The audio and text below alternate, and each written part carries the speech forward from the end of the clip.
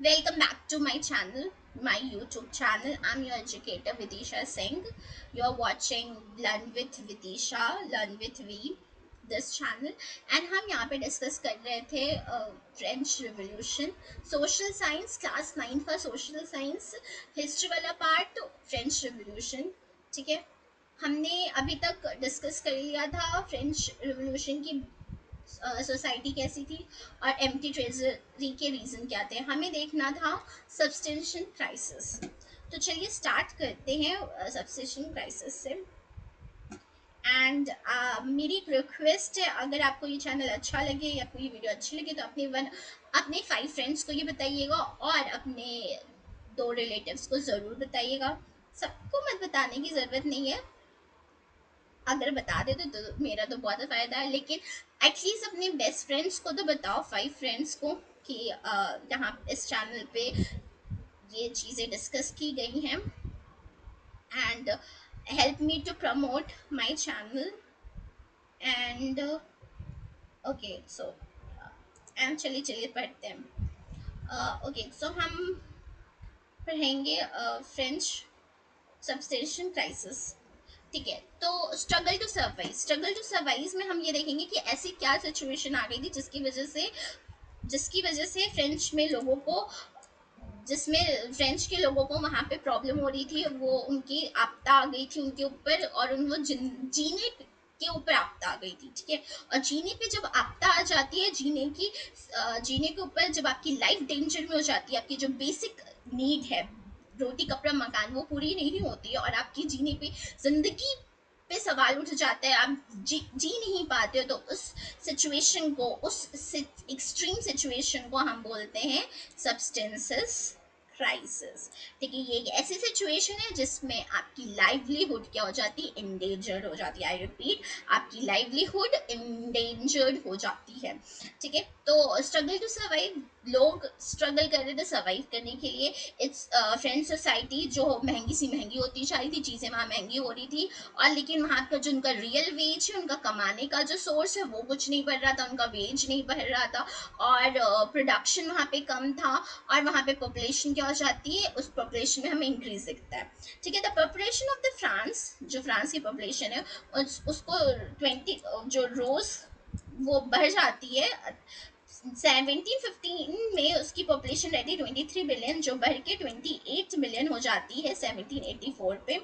ठीक है, इस रैपिड पॉपुलेशन के बढ़ने की वजह से क्या रिजल्ट क्या होता है, रिजल्ट हमें ये देखने को मिलता है कि demand for food grain also increases. तो जैसे फूड ग्रेन की डिमांड इंक्रीज होती है, लेकिन प्रोडक्शन नहीं बढ़ता है. प्रोडक्शन तो अभी भी लो, जितना हो रहा था उससे भी लो होने लगता है. और वो भी हम देखेंगे क्यों, क्योंकि बाद में हमें पता चलता है कि वहाँ पे डफ आ जाता है, एक साल हेल आ जाता है, जिसकी वजह से क्या हो जाता है, उनका हार्वेस्ट क्या हो जाता है, रिड्यूस्ड हो जाता है.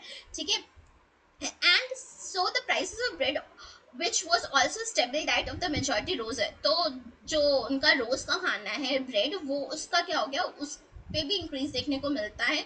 उसके प्राइसेस बहुत ही आसमान छूते हैं, लेकिन लोग उसको खरीद नहीं पाते क्योंकि लोगों की रियल वेज क्या है, वो अभी भी कम है.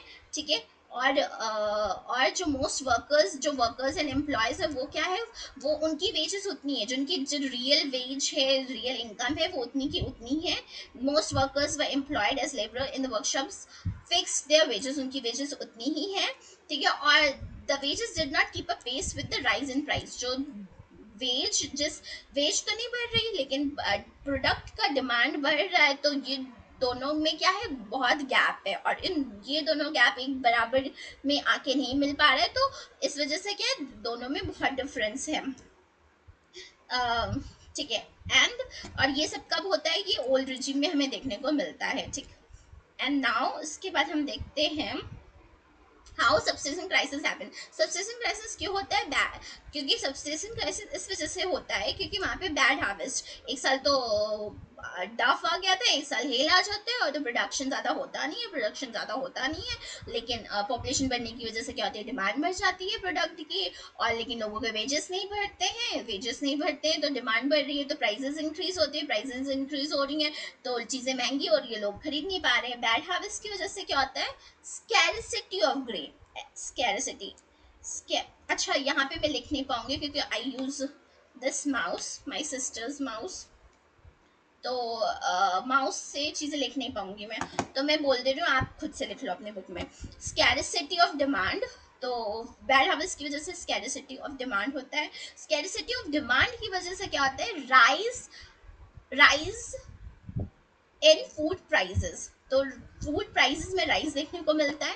Rise in food prices, food prices के बढ़ने की वजह से क्या देखते हैं, the poorest can no longer buy bread, जो पुअर है वो ब्रेड नहीं खा पा रहा है। ब्रेड ब्रेड जैसे इंडिया में हमारा रोज का खाना क्या है, दाल चावल, दाल चावल रोटी, ठीक है, तो दो रोटी हम खाते हैं। फ्रांस में वो लोग ब्रेड खाते हैं।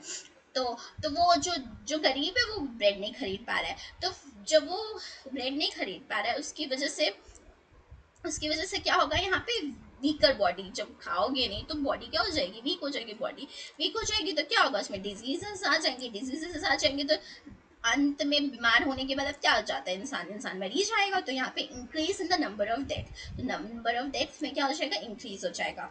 सेकेंड वाले में यहाँ लिखोगे फूड राइट, फूड के लिए बहुत झगड़े होंगे और राइट होगा, तो फूड राइट, RIOT, ठीक है। फिर हम नेक्स्ट हेडिंग देखते हैं, a growing middle class invidious and and to privileges. कैसे मिडिल क्लास क्या होती है, पावर में आती है, और पावर में आने के बाद कैसे प्रिविलेजेस, जो क्लर्जी कम्युनिटी है उनकी प्रिविलेजेस और जो बर्थ वो कैसे खत्म होती है, ठीक है।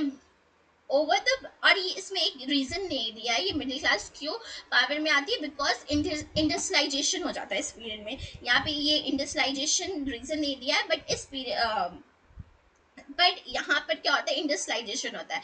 यहाँ पे आपको देखने को मिलेगा कि मिडिल क्लास क्या करने लगती है, मिडिल क्लास में जो एक बिजनेसमैन रहते हैं वो लोग ओवरसी ट्रेड करते हैं, और वहाँ पे इंडस्ट्रियलाइजेशन होने लगता है। तो फ्रांस की सोसाइटी में तो लोगों के पास जो बिजनेस कर रहे थे उनके पास कुछ पैसे आ जाते हैं, उस कुछ पैसों की वजह से क्या होता है, उनके पास एजुकेशन आ जाती है।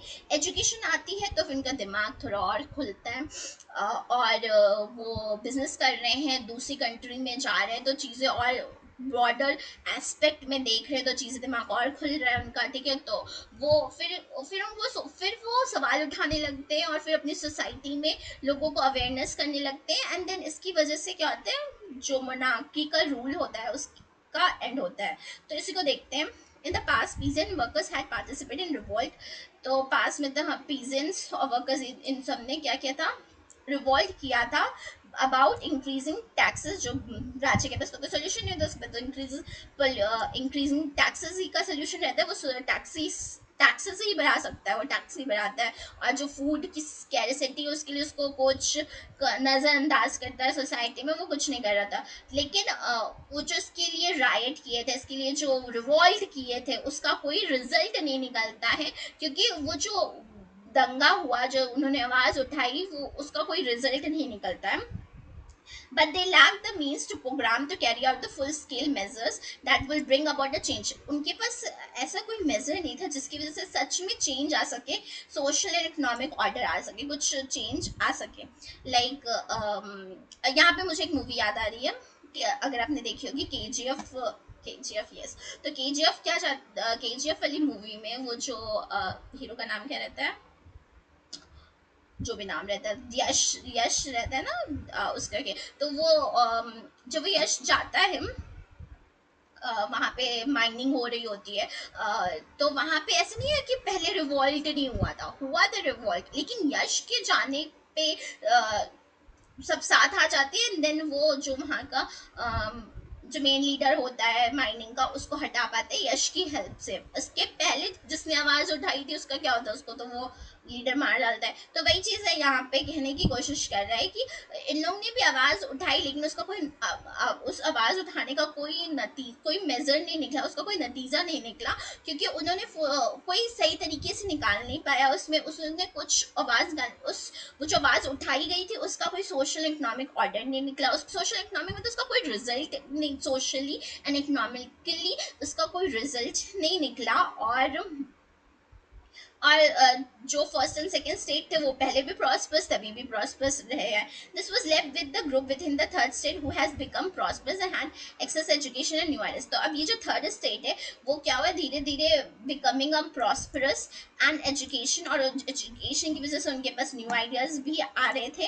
वो धीरे धीरे प्रॉस्परस होती जा रही थी, एजुकेशन का एक्सेस उनको मिल गया, एजुकेशन मिल रही थी, और उसकी वजह से उनको न्यू आइडियाज भी आ रहे थे. ठीक है. 18th century witnessed the emergence of social group termed the middle class who earned their wealth through and expanding overseas trade. मैंने आपको बताया ना, ये इनको पास पैसा कहाँ से आता है, थर्ड स्टेट के पास 18th सेंचुरी में इनके पास पैसा आता है जब ये ओवरसी ट्रेड्स करने लगते हैं. ठीक है. And from the manufacture of the goods such as wool. और कहाँ से आता है पैसा, मैन्युफैक्चर ऑफ गुड्स. उन्होंने कुछ गुड्स का मैन्युफैक्चरिंग की थी जैसे कि wool and silk textile that we either export or brought by the richer member of the society. या तो उसको एक्सपोर्ट करते थे या रिचर रिचर कहाँ पे गया, मेंबर ऑफ सोसाइटी से वो रिच मेंबर ऑफ सोसाइटी से वो परचेज करते थे. ठीक है. In addition the merchants and the manufacture the third state include profession such as lawyer और एडमिनिस्ट्रेशन ऑफिशियल. ठीक है. इसके बाद थर्ड स्टेट में क्या हुआ था, और वहाँ पे ऐसे भी प्रोफेशन उभर के आ रहे थे जैसे सच एज लॉयर्स और administrative officials. All of these were educated. अब ये सब क्या थे, लॉयर्स, एडमिनिस्ट्रेटिव ऑफिशियल, सब क्या थे, एजुकेटेड थे. और ये क्या बिलीव करते थे, they believe that no group in society be privilege by birth. और इन्होंने बिलीव किया कि कोई भी सोसाइटी, अब देखो ये आइडिया, ये थिंकिंग सबके दिमाग में डेवलप्ड हो रही है और ये उनके दिमाग में घुस रहा है कि कोई ऐसा ग्रुप नहीं होना चाहिए सोसाइटी में जो कि जिससे प्रिविलेज बाय बर्थ, उसके पास चीजें इसलिए है उसके पास क्योंकि वो उसको बर्थ राइट है, उसका उसको बर्थ से मिल रहा है. नहीं, ऐसा नहीं होना चाहिए. लोगों की मेहनत की वजह से उनको फल मिलना चाहिए या फिर कोई पोजीशन मिलनी चाहिए. नहीं, ये जो प्रिविलेज्ड वाला सीन है वो अब लोगों को समझ में आ रहा है कि ये गलत है. लोगों को बर्थ जन्म सिद्ध अधिकार जो मिल रहा है ये गलत है. लोगों की मेहनत के हिसाब से उनको मिलना चाहिए, उनके मेहनत और एफर्ट्स के हिसाब से मिलना चाहिए. ये प्रिविलेज वाली चीज़ें ये बहुत गलत है, इसे सोसाइटी से हटनी चाहिए. तो अब इसके ऊपर लोग आवाज़ उठाएंगे. Rather a person social position must depend on the merit. तो उनको क्या समझ में है कि सोशल पोजीशन जो है वो मेरिट के बेस पे, काबिलियत के बेस पे होनी चाहिए, ना कि जन्म सिद्ध अधिकार होना चाहिए. The idea invests a society based on the freedom and equal law. तो अब यहाँ पे देखो बहुत इंपॉर्टेंट आइडिया पनप रहा है लोगों के दिमाग में. वो आइडिया ये कि लोगों के पास क्या सोसाइटी में क्या होना चाहिए, फ्रीडम होनी चाहिए और इक्वल लॉज होने चाहिए एंड अपॉर्चुनिटी टू ऑल होना चाहिए. ठीक है. फ्रीडम होनी चाहिए कि freedom in all aspect, equal laws होने चाहिए. ये नहीं कि इसके वुमेन्स के लिए अलग लॉ, लो सोसाइटी थर्ड स्टेट के लिए अलग लॉ, राजा के बेटे के अलग लॉ. इक्वल लॉ होना चाहिए. अगर क्राइम किया है तो सेम पनिशमेंट सबको मिलनी चाहिए. ठीक है. एंड अपॉर्चुनिटी फॉर ऑल, किसी भी चीज़ की अपॉर्चुनिटी सबको मिलनी चाहिए. And were put forward to the philosophers such as John Locke, Jean Jacques Rousseau in the two treatise of government. देखो जॉन लॉक ने कहा, जीन चॉक, उन्होंने किसमें, टू ट्रीटीज ऑफ गवर्नमेंट ने कहा. Locke sought to return the doctrine of divine. ठीक है. इसने क्या कहा था, doctrine of divine. Doctrine of divine क्या होता है, भगवान, मतलब किसी राजा को आपको भगवान नहीं मानना है. ठीक है. या भगवान का भेजा हुआ भगवान है, नहीं. वो और एब्सोल्यूट, और किसी के पास इतना एब्सोल्यूट डेमोक्रेटिक पावर नहीं होना चाहिए किसी मोनार्च के पास कि वो आप पे रूल कर सके. ठीक है. तो ये सारी फिलोसफर्स आए, उन्होंने अपनी फिलोसफी दी. ठीक है. तो चलो अब पहले हम देख लेते हैं उन्होंने फिलोसफीज में क्या क्या कहा था. ओके. ठीक है. ये रहा फिलोसफर, रोल्स ऑफ फिलोसफर्स. तो रोल्स ऑफ फिलोसफर्स, जो ये फिलोसफर्स है ये लोग क्या थे, ये कुछ ऐसी बातें कहते हैं जो चीज़ें अहेड ऑफ टाइम होती है. लाइक सपोज मैं कोई ऐसी बात कहूँ जो इतनी सही हो लेकिन वो 50 साल बाद ही इम्प्लीमेंट हो सके. बट 50 साल पहले वो बात सुन के आपको लगे कि हाँ ये बदलाव, ये चीज़ सोसाइटी में होनी चाहिए.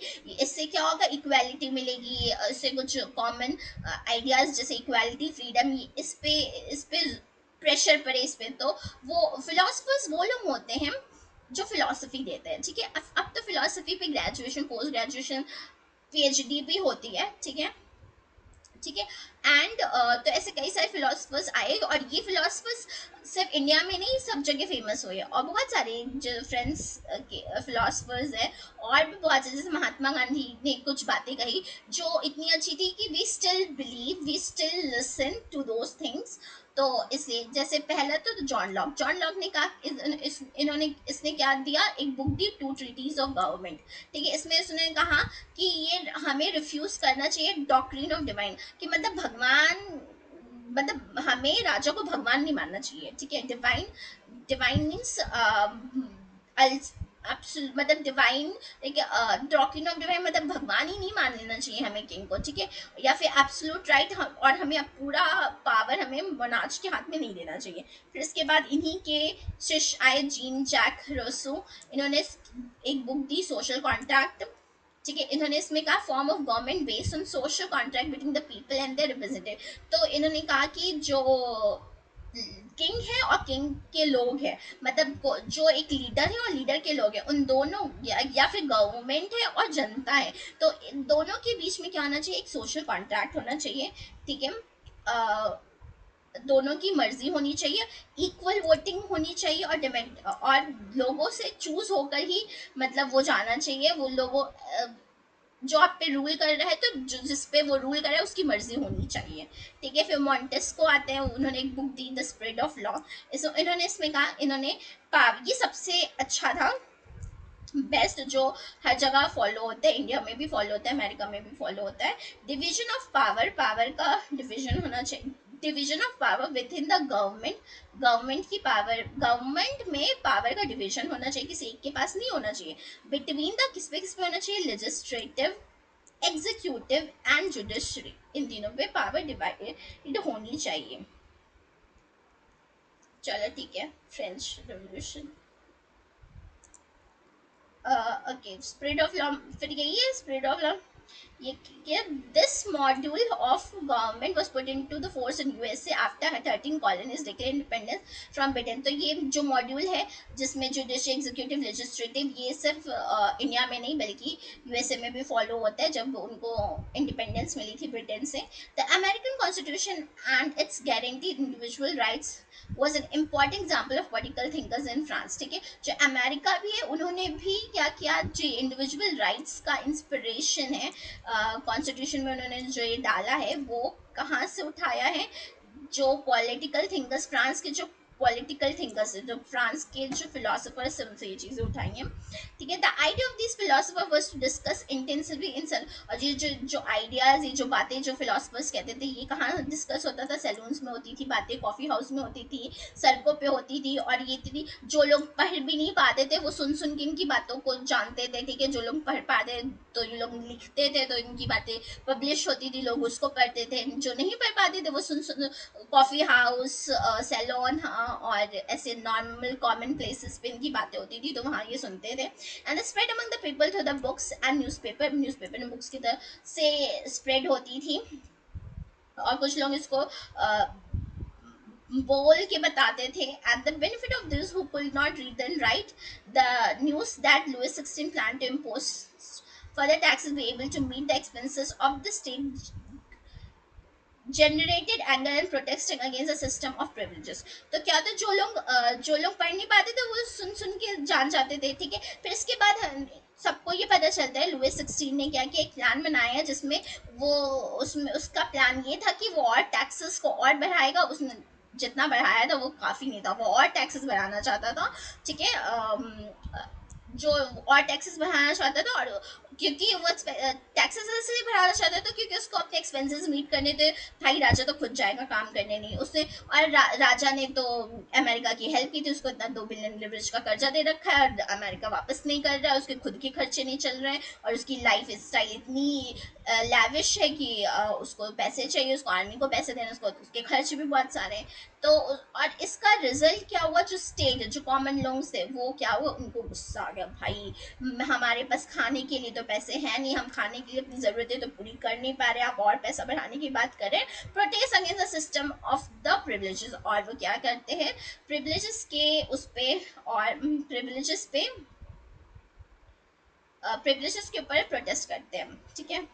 फिर ये इतना इम्पोर्टेंट नहीं है, चलिए देखते हैं नेक्स्ट।